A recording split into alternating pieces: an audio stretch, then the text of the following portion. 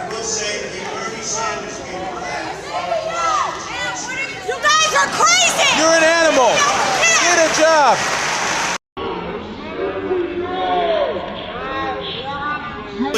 Is that what I look like to you? You're the one taking your voting card. Is that what you think? Is that what you think? Is that what you think? No, that's unethical. I think it's radical and I think it's insane. And I'll respect everything that you say. But to say something like that to myself and all of my colleagues is way out of line. It's way out of line. It's way out of line. Regular order, Mr. Way out of line. Regular order. That's okay. But it's okay, right? That is not how it It's goes. okay, right? You hold yourself accountable before you talk about Hold Washington, myself D.C. accountable. Mr. Tlaib. Hold your own self accountable. How about that? Hold your own. Hey folks, welcome back to the channel, your daily dose of truth, logic, and a little common sense. Today, we're talking about RASHIDA TLAIB, and that explosive hearing over Washington, D.C. policing. Let me tell you, it got real fast. Thank you. Chair recognizes Ms. Tlaib from Michigan. Thank you so much, Mr. Chairman. You know, I think it's really important. I mean, we're talking about 700,000 people that live here, and I feel like their voice gets completely just dismissed. And so, if I may, Mr. Chair, ask unanimous consent to enter the record the Washington Post poll of D.C. residents found 8 out of 8 in 10 opposed Trump's taking over of their local police and sending in federal troops. Without objections ordered. You know, I think it's also really important to understand, like, the incredible kind of slanderous, like, defamation, I don't know what to call it. They're just burying Washington, D.C. You just heard them speak about our nation's capital in that way, in a way that I feel very much like that's not what I see. I see people walking around with their families, people enjoying time to see these beautiful, incredible, beautiful monuments and everything. And there's a pride here, too. And so I just want to bring the D.C. residents into this committee, because I feel like they are being made invisible. And this really ugly picture that is not reflective. And I'm from Detroit. I've seen it happen to my city. And it's despicable in a way that I feel like, really goes up against our values. One of the things that I know in every abuse of power that, we let President Trump and the administration get away with in D.C., it will be replicated. It will be expanded across the country, and it is going to tear apart our communities. Mr. Jackson, I talked to you about a little bit about this, but I think it's important to understand that we do have a mental health crisis, that we have a housing crisis, affordability crisis. Can you police any of those away? No. You can't police away homelessness. And the way they talk about our homeless neighbors is so, no wonder there's violence increasing towards homeless neighbors. I see it already, the brutality of it. When we see housing costs go up, when we see, again, the lack or dismissiveness of the mental health crisis that we continue to grow. And it's not just this administration, and the previous administrations as well. No one has moved with the urgency that is needed.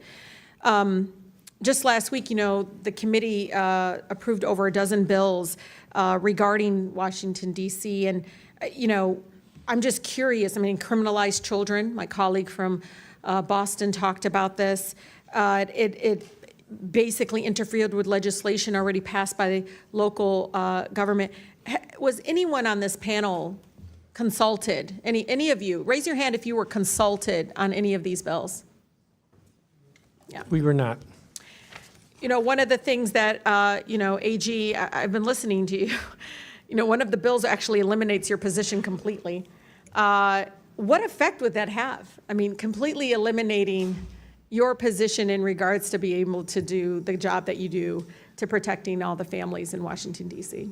We'll start with the fact that more than 70% of the residents of the District of Columbia overwhelmingly voted for having an independent elected Attorney General. That's right. And that's a recognition of the fact that when an Attorney General is directly accountable to the people, directly responsive to the people, we are much better at doing our job in terms of addressing housing affordability and conditions in slumlords, seniors and consumers who are being scammed, addressing the issues that are most important to D.C. residents, because I am accountable to them. I read wage theft is an issue, workplace discrimination. There's a number of issues that need to be addressed, and they're not going to address that. They want to paint you all as this ugly, dark, all just out in the street. I mean, the way, it's just unbelievable because they all live here. I don't see it. I don't see what they see. I don't understand why we're allowing that to happen, because I actually think it's going to hurt our communities. People are going to look at Washington, D.C. folks in a way that I think is going to be very painful, but also, you know, I don't know, Mr. Jackson, I heard the stories. People didn't leave their homes. They weren't leaving their homes. Businesses didn't see people coming into, I mean, that's what we want in our nation's capital. Stay in your house, don't move, don't go anywhere, stay fearful. It's unbelievable that my colleagues continue again to eject this narrative and this rhetoric in regards to it.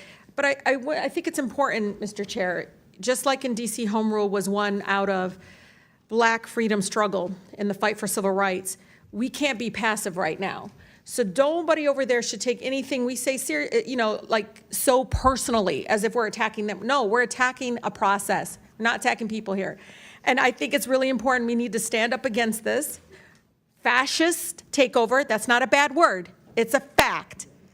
And here in D.C. and across the country, it is so incredibly important, Mr. Chair, that this committee does not allow rhetoric that defames and or paints Washington, D.C. in a way that you all haven't really truly seen. You're just reading it. No, you're just reading it or something off of some. Will the gentlelady yield to a question? Yeah, I think it's really important. Will the gentlelady yield? No, I don't yield. I don't even have time. I can tell you. Your time's expired. It is expired, but Tlaib, Mr. Chair, nice.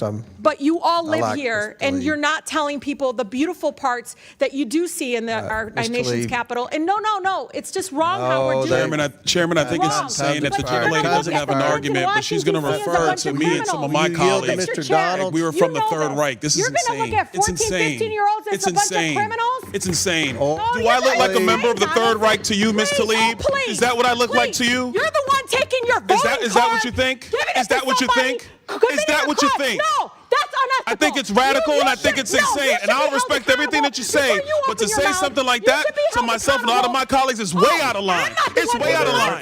It's way out of line. Regular order, Mr. Way out of line. Regular order. That's okay. But it's okay, right? That is not how it It's goes. okay, right? You hold yourself accountable before you talk about Hold Washington, myself D.C. accountable. Mr. Tlaib. Washington, D.C. Hold your out own of your self mouth. accountable. How Keep about it out of that? your mouth. Hold your own I'm self trying, accountable. Mr. How about Finlay. that? Free D.C. and make sure you All right. vote with your own voting card. Don't be giving it to somebody Ms. else. Tlaib. All right, time. Chair recognizes Ms. Boebert from Colorado. Wait a minute, Ms. Boebert. All right. So Tlaib goes off saying DC is being portrayed as dangerous, and that policing isn't the answer. Really, the same DC where crime rates are skyrocketing, where innocent people are being carjacked and attacked in broad daylight. She talks about mental health and housing. Sure, those are problems.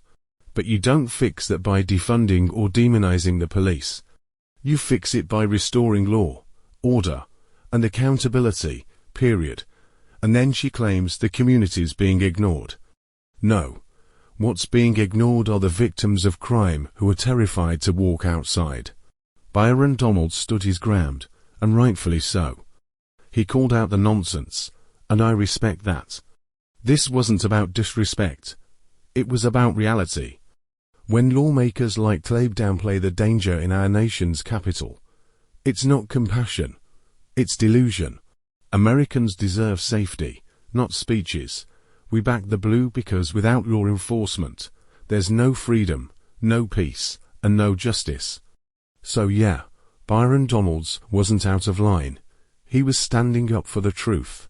If you agree that America needs more accountability and less political theater, smash that LIKE button, hit subscribe, and drop A in the comments for law and order. God bless our police, and God bless the United States of America.